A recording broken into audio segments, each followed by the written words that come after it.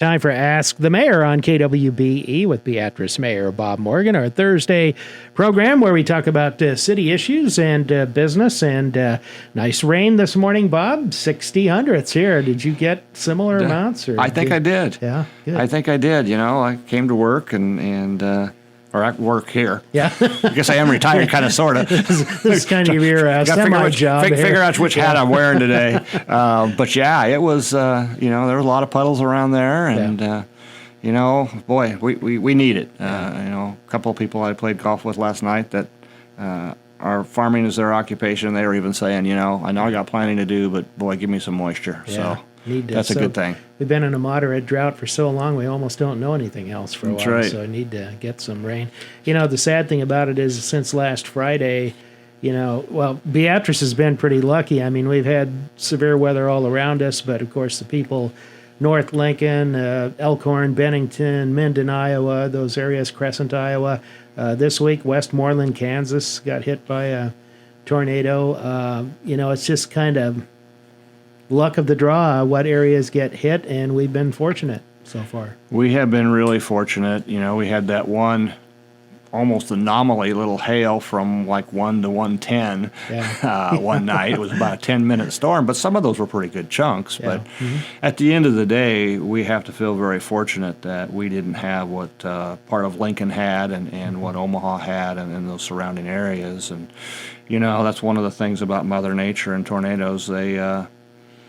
They're pretty equal opportunity. If you're in their way, it doesn't matter if it's a $100,000 home or $1 million home. You're going to find yourself without one. Mm-hmm. Always amazes me after tornadoes when you see damage pictures how 2 or 3 homes will be obliterated and then yards away there's a home standing like nothing happened to it. That's very, very true. It's kind of bizarre, but it is. It is, and we've kind of been in this pattern the last couple of years. We had the big hailstorm 2 years ago, or come June, and so it's been around us. But we hope that we're blessed and don't have any tornadoes. Yeah. Season's pretty young. We got to get through the end of this month before we can officially say we're kind of through. Yeah, some say May is about the peak month. It's usually April through June, but May is kind of that middle month where we could see a lot of tornado activity.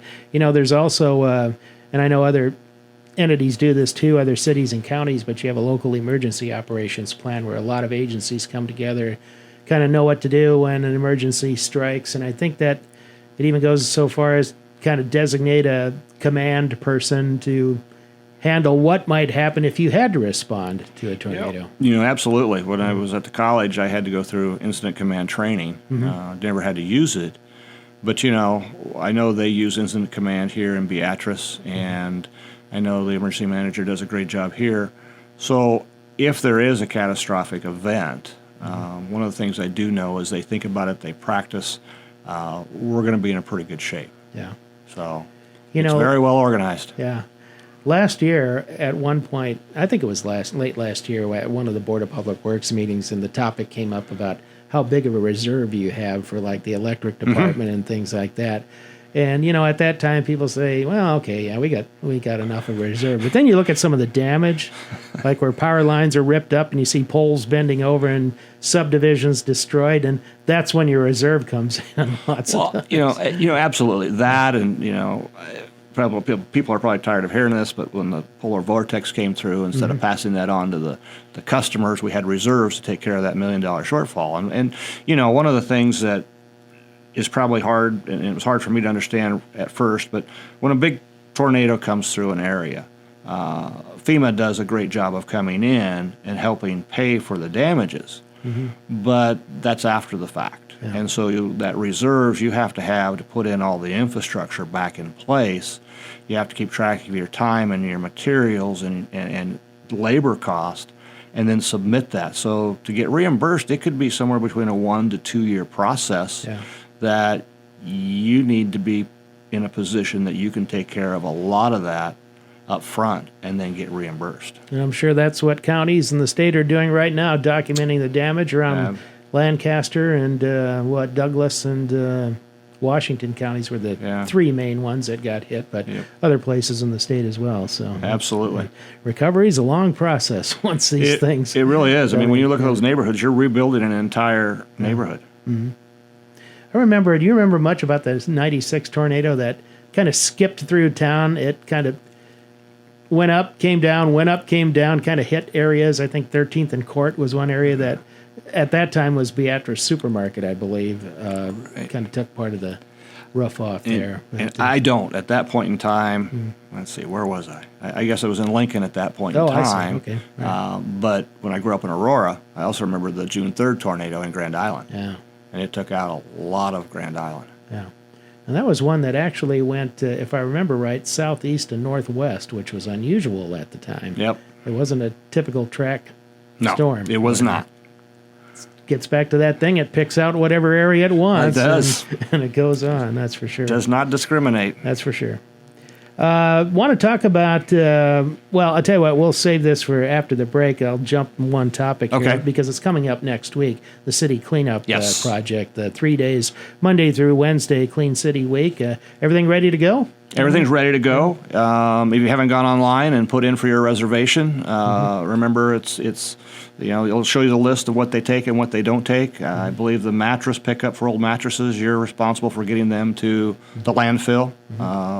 So it's Monday, Tuesday, Wednesday, the 6th, 7th, and 8th.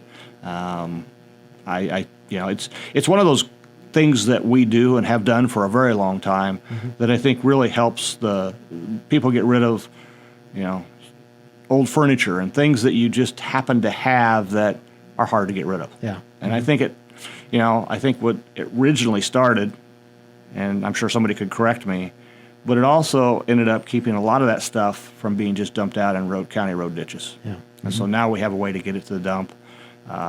It's very well organized. Jason does a good job. And, of course, today, they have a laptop in all their trucks and show a map of where they need to go. And pencil and pad has gone away, huh? The pencil and pad has gone away. So technology has improved the efficiency of Clean City. I always like, too, that they take some photographs now and then about specific areas. Right. And then use that later on to tell people, okay, here's an example of where the right thing was done, and here's an example where stuff was put out that wasn't supposed to be. And I think the other thing that they've tried to do is they've tried to tie in the areas that they go to somewhat to when they pick up your garbage, which makes it a little easier to remember too. Yeah. And if you go to the city website, one of the first things you see right at the top of the page is the Clean City tab. So if you click on that, it tells you where they're going, what day it is. And put in your reservation. True. Because if you put in your reservation next week, it may or may not hit the right place. So the best thing to do is take care of that today. Yeah. Got a couple days to do so. That's right. Today and tomorrow and whatever. Also, in addition to the mattress drop-off, which is the same this year at the landfill site, and it's for Beatrice only, or they check plates, registrations there. So the other thing was, too, and I think you tried it, maybe it was last year and the year before, and I don't think it's really caught hold as much, the opportunity for people to get rid of a junked vehicle if they would like to. Right. Hasn't really drawn much interest, as I understand. Well, it hasn't drawn much interest. It's still one of those things that I would call the city to see how to get that done. I think all in all, except for a few areas, I think the community has done probably a really good job of keeping our junked vehicles down. And so I think that helps as well, is that it's been somewhat of a focus for a number of years, even from community development department as they drive through and see the junked vehicles. So that might be one of the explanations of why the numbers are down. But if somebody's gotten just tired enough of looking at that old thing on their property, here's an option. Give us a call. Yeah. All right. Back with more on Ask the Mayor with Mayor Bob Morgan in just a moment on KWBE. Back on Ask the Mayor today with Beatrice Mayor Bob Morgan, one of the big topics of this week, and it was on yesterday's Board of Public Works agenda. Now we'll go to the City Council for approval. That is the contractor bid for the 33rd and Lincoln Streets project, the intersection, and then also the street by the school there. 7 bids, and if you look at the engineering estimate, pretty good price. We feel very, very happy with the bidding process and the price. I think it was, $2.33 million. Now we have to understand the engineering fees on top of that puts it at about a $3.3 million project. I see. At the other end of the day, though, I think the engineer's estimate was 4.3. And so at the end of the day, it came about $1 million less than what we had at least we were bracing for. Yeah. You know, at the end of the day, it's basically $1 million less than we have to come up with from other places. Mm-hmm. You know, some people think it's like, well, what are we going to do with $1 million? Well, it's basically just making sure that we don't have to reach out and find another place for that $1 million, because we're going to utilize the fact that we got a great deal to get, 2.3 sounds, a great deal, but that's kind of the way it is, to get that project done. Where would the money come from at this time? What are the sources you're looking at? And I know you have efforts out there to try to find grants through consulting contracts and things like that. Most of it's coming out of some of the departments. Mm-hmm. We are not really borrowing money for that project. We will take a look at, we talked about reserves. There may be a little bit of reserve we're going to have to tap into at the end of the day. So at this point in time, we've pretty much found the little pockets of money we're going to use for that project. Okay. Might as well talk about the elephant in the room. Sure. The roundabout at 33rd and Lincoln, which over time I've wondered why people have such an aversion to them, but I guess maybe I don't understand human nature, but they're designed to keep traffic moving so you don't have bottlenecks. Right. That's the whole thing. There seems to be a little bit of, for lack of a better word, consternation about the roundabout. Yeah. When you're challenged with, well, first of all, there are people that develop these traffic plans that are a lot smarter than I am. But when you start looking at roundabouts, what you find is you've got to move 300 or 325 cars through there at 8:30 in the morning and at 3:30 in the afternoon. Now, how do you do that efficiently and safely? I think one of the statistics I read, a roundabout, when it's installed, can reduce fatality accidents by 90% and other accidents by 75%. And so in a school zone, that's pretty good, encouraging information to have. Yeah. The other thing that it does is, you're right, it keeps traffic moving.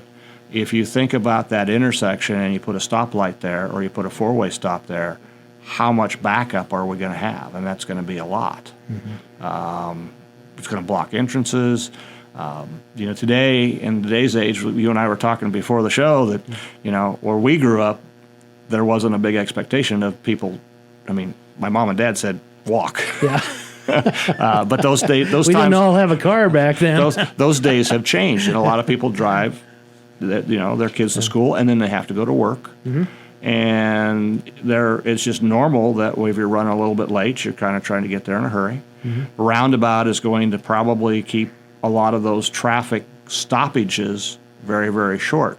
And there'll be a lot of ways. Instead of making a left-hand turn, you can make a right-hand turn, go around the roundabout, and boom, you're going back the other direction without having to try to go through cross traffic. Yeah. So at the end of the day, it's really the safest one to get there. And then the other thing that I thought of as I was driving to work today, stoplights do fail. And sometimes stoplights go to reds and yellows. And when that happens, typically that's when some accidents happen and you get distracted, and there's a lot of things that can go wrong. So the roundabout, in a lot of ways, is kind of a manual process. Yeah. And so it is the only solution to get the traffic moving through there. I don't remember how many there are, but there's going to be several, and I'll hate to estimate what the number is, but entrances and exits from the school property, knowing that there will be more than just one way in, one way out type of thing. Will that help out, do you think, too? Coupled with the roundabout, I guess. Yeah, I think it will. Mm-hmm. I think it will. I think there's going to be some entrance and exit onlys. Mm-hmm. Again, once it gets off of the city proper and into the school, it's their design to move people in and out. And I think they've done a pretty good job of giving a number of entrances for different segments. So I think like preschool has their own entrance. So I think at the end of the day, there was some thought process of how they were going to move traffic from in their property to the street. And so that's a good thing too. And one of the things that we're just going to have to be patient about is, I think each segment, it's in 3 phases, and each phase is going to take about 4 months. Mm-hmm. You take 4 months, 3 phases times 4, you're looking at a year-long process without winter weather. So once winter weather sets, you're going to have a bit longer time. So, when the building opens, there'll be one way of getting into school, And as we move to another phase, we'll have to move to another way to get in there. So I think there's just going to have to be a lot of publication of how, from not only the city, but from the school, of how to get in and out as we get through this year and a half long process. You know, just since the board forwarded that bid to the council yesterday, I heard from a person I know pretty well who had a suggestion that I kind of, think it probably has some merit. And I don't know if this is in the works or might be a consideration, but they mentioned, what about a staggered start and dismissal time for the various grades there to maybe even out that flow of traffic? Is that a possibility, or is that something even being discussed? It hasn't been discussed with the city. Okay. That kind of falls in the domain of the school and what their bell schedule is. I mean, a bell schedule is really important of how they run their school. Yeah. You have to have so many instruction hours and days. Right. So all this. I don't know, exactly where that fits in. One of the comments I did hear about the roundabout is, well, you're going to have to reroute traffic while you put the roundabout in. Mm-hmm. And one of the things that people have to also remember is it doesn't matter what we put in that intersection. We're going to have to route people around that intersection, whether it would have been a stoplight intersection or a four-way stop. Again, I think that we did a really good job of putting the safest alternative with the roundabout in that location. And at the end of the day, in an elementary school, safety is probably the paramount decision we could make. And where that roundabout is located shifts a little to the southwest too, so it's not like right where the intersection is now. There's some adjustment toward the school. The other comment that is a social media comment as usual that we heard right after that was there was some consternation about people who maybe work at BSDC having to use the access to the north part of the center and thinking that was going to be permanent. My understanding was just during the construction period. Once everything's done, you would still be able to use Lincoln Street. Absolutely, that is correct. That is just temporary. And the other thing that if you want to, people that drive from Beatrice to Lincoln to events or shopping or whatever they do, if you get off at Satilla Road, that's a perfect example of what the roundabout's going to look like. You'll be able to see how the turning radius is. You'll be able to see that the median is kind of just a slope up, and it's even a different color, but it's actually designed to handle semi-truck traffic, and so that they can utilize that roundabout as well. Yeah, it's not like turning at a downtown intersection with a semi-truck and hitting a light pole, which has happened in the past, or snagged a sign or something. That's very true. I think at the end of the day, we put in what we could for the best alternative for that intersection, because that's a challenge. 300 cars in a half an hour is just one of those challenges that we have to do with an elementary school there. Turn lanes on Lincoln too? I believe that's correct. Okay. Yes. All right. And from what I understood yesterday, a slight alignment adjustment in what is 33rd Road. Correct. Just a little bit to the west, would that be? Or? Just a little bit west. And the thing to remember too is most of that finish is going to be just a little from the north going south, just past kind of the entrance to Evergreen. You might wonder why we're going to leave asphalt from that stopping point to the highway, and that's because at the end of the day, we're not sure what the other development would be for the property that school owns, because school owns the whole property. So we want to make sure that we do our due diligence, that we don't have to tear up any road 5 or 10 years down the road as that gets built out. Yeah. Quick update, since we're talking street projects, 13th in your area of town between Oak and Beaver. How's that going? Yeah, I think it's going really well. I know that they're working, even today in the rain, they're continuing to work on the intersection at 13th and Oak. They've got part of that poured. We've moved from one side of the street getting through to the other side. So I think they're doing a really nice job, and I think they're a little bit ahead of schedule. And with a local contractor teaming, so I think they're really trying to get that project done. And I think, last time I had heard, I think they were just a little bit ahead of schedule, even through some rainy days. So that's good. Yeah, we hadn't really gotten any rain since last Friday, so they had a lot of dry days to do work. Right, and it's looking nice. That by the time you take that base out and put a new concrete down, it's going to turn out to be a really good project. Okay. Back to wrap up Ask the Mayor today with Mayor Bob Morgan in just a moment. We're back to wrap up Ask the Mayor today with Beatrice Mayor Bob Morgan. 5 decades of service coming to an end this Friday. And Steve Kelly, Water Superintendent, attending his last Board of Public Works meeting yesterday. And it was interesting, the map that was put together, the color-coded map of water main installations and repairs and replacements. And you look in about the center, probably third or half of the city, and just about every line this guy's had a hand in with his crews. He has. And, it was really interesting putting together, he put together a map of water main installations from 1972 to 2024, broke it down to new installations versus replacements. And if you look at the map, I just happen to have it in front of me, I think that I would, from 72 to 24, we've replaced probably 2/3 of the city from, old cast iron into more of a flexible plastic. And at the end of the day, again, I've always said infrastructure is so important. And now we're in a position where, you don't have as many water main breaks with the plastic as you do with the cast iron, unless it's at a joint. And so, I think Steve, if you talk to Steve today, you would tell him that he would tell you the city's in a great place as far as infrastructure, water and sewer. And so, hats off to 50 plus years of being dedicated to doing the job. And, I think as we talked a couple weeks ago when he was on here, he has so much pride in what he does. And it's just he was just an asset to the city. And we're glad to see, him be able to enjoy retirement. Yeah. And so that's exciting as well. So from my point, I really appreciate what Steve has done for the city, and we'll miss him very much. And we hope that he, lands that big fish or gets a hole in one. Oh, it's a nice thing in retirement. Both of those things, and you were talking about the lines themselves, but then you add all the other stuff like, the underground reservoirs, the maintenance projects, the cleaning of them.